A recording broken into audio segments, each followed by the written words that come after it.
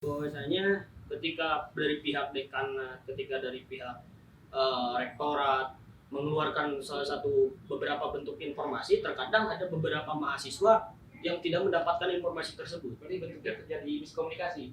Ya, mungkin terjadi miskomunikasi.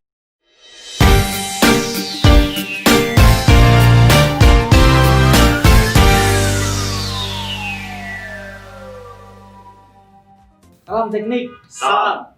Kembali lagi dengan saya Subianto Haji Nugroho selaku moderator dari kegiatan ngobat yaitu ngopi bareng teknik. Di sini kita akan membahas suatu kegiatan rutin tiap tahun yaitu PKM yang diadakan oleh Dikti, yaitu PKM ini adalah suatu kegiatan program kreativitas mahasiswa yang akan diadakan pada tahun 2021 nih. Mungkin akan lebih jelasnya bisa dijelaskan oleh Kang Gilang nih Kang, selaku dari Ketua BEM Fakultas Teknik Unla Kang. Oke, pertama-tama saya ucapkan terima kasih banyak ya telah diundang di acara podcast kali ini. Mungkin emang sangat tepat sih menurut saya pribadi gitu Pak. Program ataupun kegiatan-kegiatan ya memang kita harus beradaptasi. Berbeda halnya dengan kegiatan-kegiatan sebelumnya kalau kita diskusi itu langsung gitu. Mungkin ini sangat tepat. Dari BEM juga mungkin mengundang dari DPMFT dan dari seluruhnya dari podcast ini mengundang juga dari kahim-kahimnya untuk tetap memberikan pendapat-pendapat dari kajian-kajian PMFT.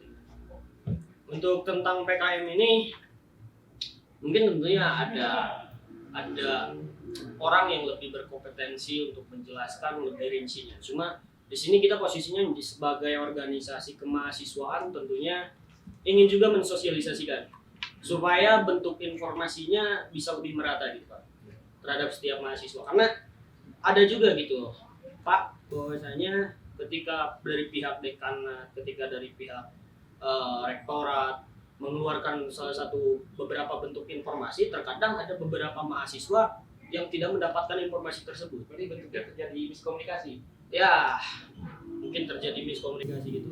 Jadi mungkin kita selaku organisasi kemahasiswaan punya peran penting juga untuk melanjutkan ataupun sebagai media penghubung ya, media penghubung kepada setiap mahasiswa agar bentuk informasinya tentang PKM ini bisa tersebar lebih merata. Ada beberapa sih yang saya dapatkan juga ini dari surat penerimaan proposal program kreativitas mahasiswa PKM tahun anggaran 2021, dan ini suratnya tertuju kepada para dekan, kepada ketua program studi, kepada para dosen juga ya di lingkungan Universitas Langgang Buana. Nah, kalau misalkan di dalam surat ini pun dijelaskan, saya melanjutkan saja informasi karena mungkin nantinya ada yang lebih berkenan untuk menjelaskan ini mungkin dari pihak-pihak dekanat gitu kan. Jadi mungkin saya sedikit saja melanjutkan suratnya agar informasi lebih merata. Ini dalam rangka mempersiapkan program kreativitas mahasiswa PKM yang diselenggarakan oleh Kementerian Pendidikan dan Kebudayaan tahun anggaran 2021.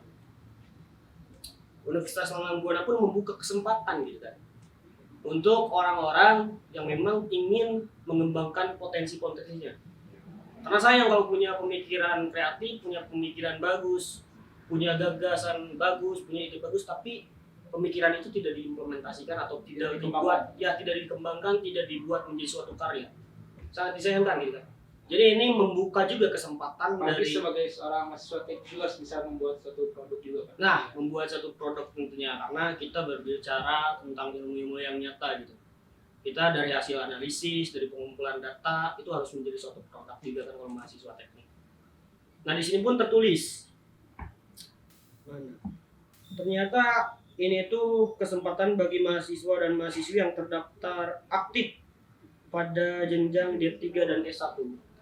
Jadi untuk D3 dan sarjana 1. Dan di sini pun tertera juga untuk mahasiswa, kalau tidak salah ini dituliskan untuk semester 1 sampai 5. Berarti bisa semuanya, hanya tinggal tingkatan yang terakhir saja. Ya, tingkatan terakhir karena mungkin sudah difokuskan untuk tugas akhir, untuk skripsi. Karena ini untuk belajar juga dari mahasiswa-mahasiswa yang dari semester 1 sampai 5 gitu kan.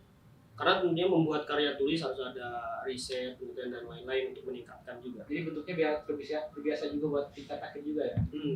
Biar terbiasa, biar terlatih juga kan. Terus dari program kreativitas mahasiswa ini juga ada mencakup 3 hal ternyata yang tertulis di sini. Saya menyampaikan saja, tidak akan menjelaskan karena ada mungkin nanti ada sosialisasi dari yang lebih berkompeten. Ada PKM karya tulis. Itu ada 2. Yang poin nomor pertama adalah PKM artikel ilmiah. PKM AI artikel ilmiah. Ada yang kedua juga PKM gagasan tertulis, PKM GT. Itu untuk PKM karya tulis gitu kan. Terus yang poin B-nya ada 5 bidang nih, PKM 5 bidang. Ada PKM penelitian, ada PKM pengabdian kepada masyarakat, ada juga PKM kewirausahaan, ada juga PKM teknologi nih. Mungkin orang-orang teknik lebih mencapnya ke arah teknologian gitu kan, karena itu memang bentuk ilmu yang dipelajari sehari-hari gitu kan. Terus ada juga PKM Karsa Cipta. Mungkin nanti akan lebih dijelaskan di podcast selanjutnya tentang bidang-bidang ini.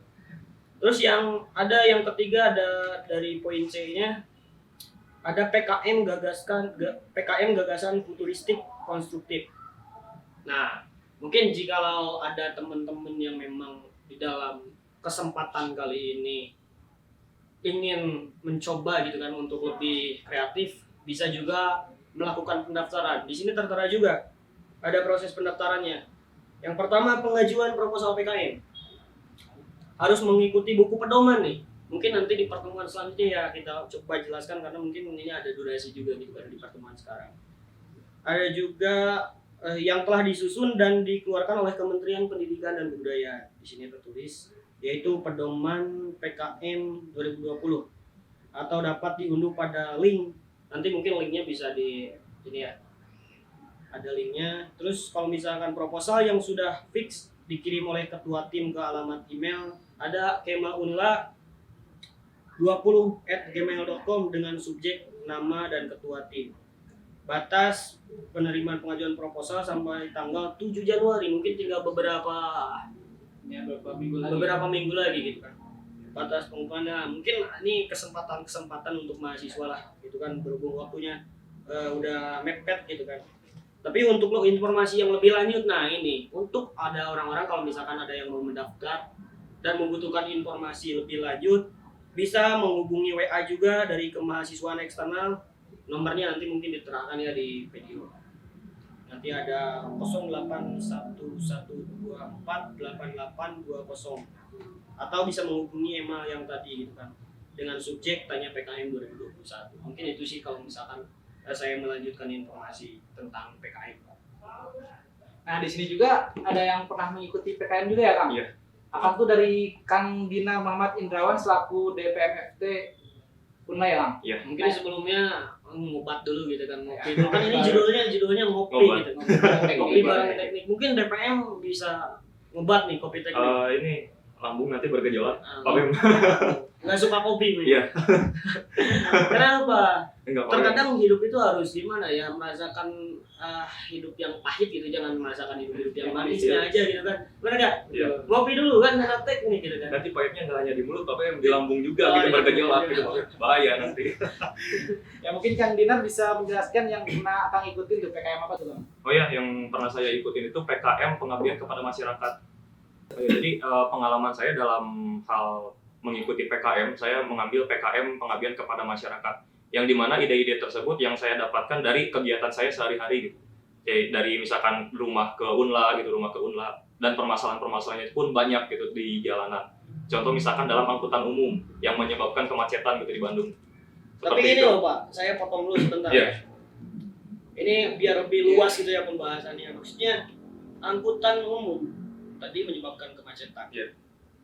Tetapi saya pikir ada salah satu bentuk informasi diciptakannya angkutan umum itu untuk mengatasi kemacetan. Benar. Cuma itu di daerah mana? Di Kabupaten Bandung? Daerah kota maupun kabupaten. Ya, saya pun rasa saya pernah nih karena saya orang Majalaya gitu kan. Setiap ke kampus saya melalui Ciparai.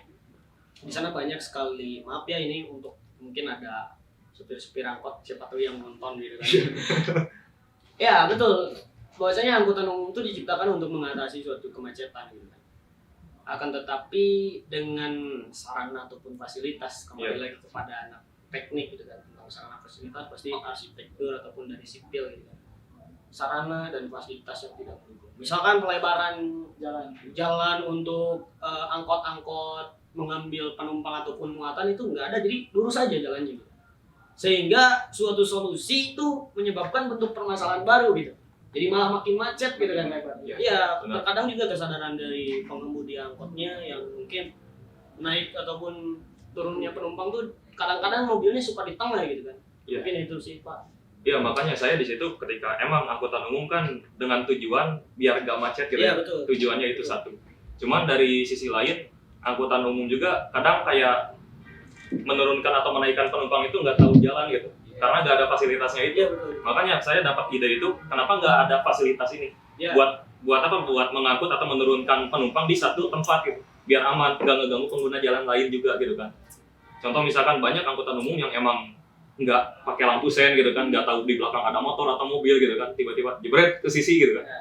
Tadi Tapi Pak itu dibikin laporannya juga nggak? Iya, dibikin laporannya. Tapi Makanya masih ada nggak laporan? saya ajukan masih ada. Masih ada. Nanti tahap itu seperti apa?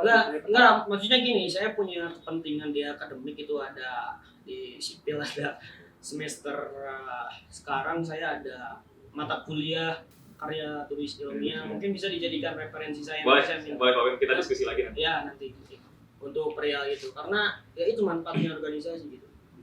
Saya bisa ini, saya ngambil judulnya itu loh. Jadi saya ngambil judul di karya tulis ilmiah, ada mata kuliahnya di sipil. Itu saya ngambil judulnya pengaruh pergerakan angkutan umum terhadap arus lalu lintas. Iya. Tapi saya studi kasusnya di Ciparai. Mungkin nanti saya bisa ngambil referensi Bapak. Boleh Pak Wim, kita diskusikan di belakang. Siap. Jadi lanjutnya gimana Kang? Jadi lanjutnya itu emang saya ketika dapat ide itu dan ada program PKM ini yang saya tuangkan di situ. Percuma juga kalau misalkan di KIPU saya tanpa disalurkan gitu kan. Jadi sia-sia nanti idenya gitu kan. Makanya saya keep, kebetulan dalam satu laporan, dalam satu proposal itu kita diajukannya 3 orang, satu kelompok. 3 orang ya? Iya, 3 orang.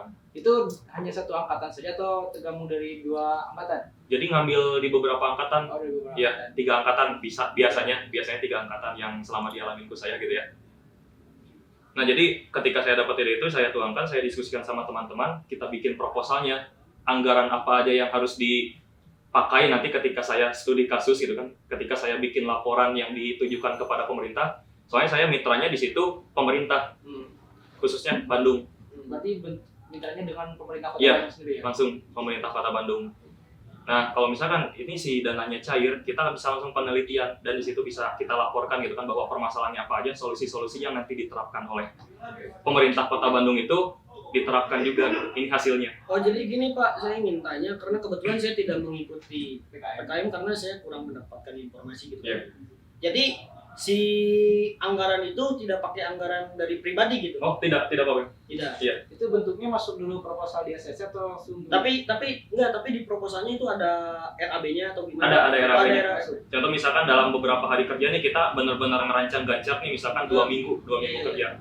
Nah, dalam 1 hari itu misalkan kayak konsumsi, transportasi, misalkan kayak apa yang ngajak ngobrol per angkotnya itu permasalahannya apa aja, kenapa harus ngetem di sisi dadakan gitu kan, atau gimana permasalahan yang bikin macet itu.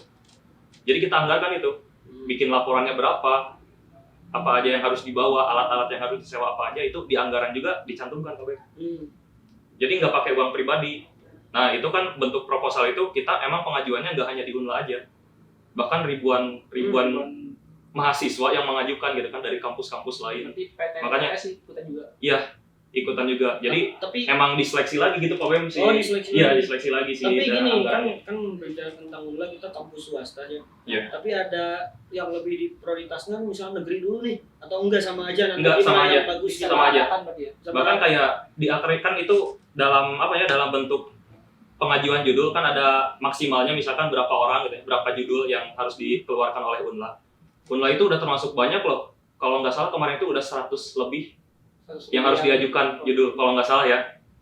Maaf kalau misalkan emang salah. Terus kalau misalkan dibandingkan sama kampus lain, kadang kampus Unla itu lebih banyak gitu. Penghasil ide-ide itu Pak. Berarti antusiasnya Makanya, lebih banyak. Iya, karena antusiasnya lebih banyak. Cuma sayang ya, maksudnya hanya semester 1 sampai 5, dan kalau misalkan saya punya luang waktu, saya mau kalau misalkan tahu si anggarannya itu sama pemerintah gitu. Daftar lagi aja, Pak. Ya kita bisa lebih mengembangkan potensi kita gitu kan. Iya. Dan mungkin Gratis gratis juga. Iya, gratis juga karena riset itu kalau misalkan penelitian nih. Misalkan kita ngambil judul tentang misalkan ke sipil ya, karena saya pribadi sipil. Misalkan kita ngambil judul pencemaran lingkungan, pencemaran Limbah. ya, pencemaran di sungai lah, karena banyak sekali mungkin sampah-sampah, mau itu domestik, sampah rumah tangga atau lain hal, itu biaya risetnya aja, penelitian satu sampel itu biayanya lumayan. Jadi kita bisa mengetahui gitu dengan pemikiran kita mungkin harus ada studi literatur juga ya, tentang rumus-rumusnya dan lain-lain. Kita ajukan, mungkin bisa pakai uang itu gitu kan, karena lumayan banget gitu untuk mengecek satu sampel air tuh cukup lumayan gitu kalau misalkan di lab. Jadi ketika misalkan udah lolos nih seleksi proposal, enak juga gitu kan, kita dapat pengalaman buat studi literatur gitu kan. Kita juga ya dapat ilmunya di situ gitu kan, bahwa permasalahan-permasalahan di Bandung kenapa harus macet gitu gara-gara angkot, kita bisa tahu itu. Berarti kita sebagai seorang mahasiswa lebih peka lagi. Iya, harus lebih peka lagi. Ketika kita dihadapkan suatu permasalahan, ketika kita dapat ide, kenapa nggak dituangkan? Sayang lah kalau misalkan hanya di keep sendiri gitu kan. Iya, betul. Bener kan? Kayak gitu. Jadi kita punya karya gitu kan. Nah, itu Pak Ben. Sepanjang kita jadi mahasiswa tuh, kalau misalkan kita kuliah pulang, itu kita punya sejarah apa, kita punya produk apa nih gitu kan. Nah, itu mumpung masih kita benar-benar dikasih kesempatan kuliah gitu kan, manfaatkanlah secara baik-baik. Tapi Pak, saya mau tanya nih, kalau misalkan dari hasil risetnya dari kita nih, penelitiannya kurang tepat, itu kayak gimana? Misalkan harusnya saya menguji sampel ini tuh pakai rumus ataupun pakai standar ini, tapi saya pakai ini, itu nggak jadi masalah ataupun gimana? Nggak jadi masalah, karena ketika kita dalam pengerjaan laporan, ketika kita nanti di lapangan itu ada pembimbingnya. Ada pembimbingnya? Ada pembimbingnya juga. Oh, jadi dibentuk si PKM ini tuh ada timnya gitu? Ada timnya. Makanya barusan yang dijelasin sama Wem ada ketua tim. Oh iya. Yang benar-benar apa aja ketua tim, terus ke bawahannya itu ada beberapa tim juga. Tadi jadi dari ketua tim ada beberapa tim gitu. Si ketua tim ini dari mahasiswa juga? Enggak, dari dosen. Biasanya yang terpilih gitu. Dosennya dosen sama satu instansi atau gimana? Satu instansi. Jadi bentuk kayak kita pelaporan, Bu kalau misalkan ini benar atau salah gitu kan, sesuai nggak sama SOP dalam pembuatan proposalnya gitu. Oh iya. Nah, kita bisa kayak itu proposal harus bisa di ACC terlebih dahulu. Iya, di ACC dulu kayak gitu. Ya sekalian untuk semester awal lah belajar tentang pembuatan skripsi, laporan dan lain-lain, betul, sangat bermanfaat ya. Sangat bermanfaat kegiatan ini. Makanya jangan sampai acuh. Ini mumpung momen kita gitu kan, buat kita benar-benar nyantumin ide-ide kita, kreativitas kita di sini. Jangan sampai di-keep sendiri. Iya, betul. Karena itu tujuannya biar bermanfaat buat orang banyak juga, benar? Iya, betul. Nah, itu Pak. Hasil penelitian dari kita aja bisa nyimpan nama. Mungkin segitu pembahasan dari PKM, yaitu lebih ke kita bisa mengembangkan diri nih, sudah difasilitasi oleh Kemendikbud dalam kegiatan program kreativitas mahasiswa untuk tahap 2021. Mungkin rekan-rekan bisa menulis terlebih dahulu kegiatannya atau bisa merancang terlebih dahulu untuk mengikuti PKM yang akan datang. Sekian dari Ngobat saat ini, yaitu Ngopi Bareng Teknik. Sekian dari saya dan rekan-rekan. Salam teknik. Salam.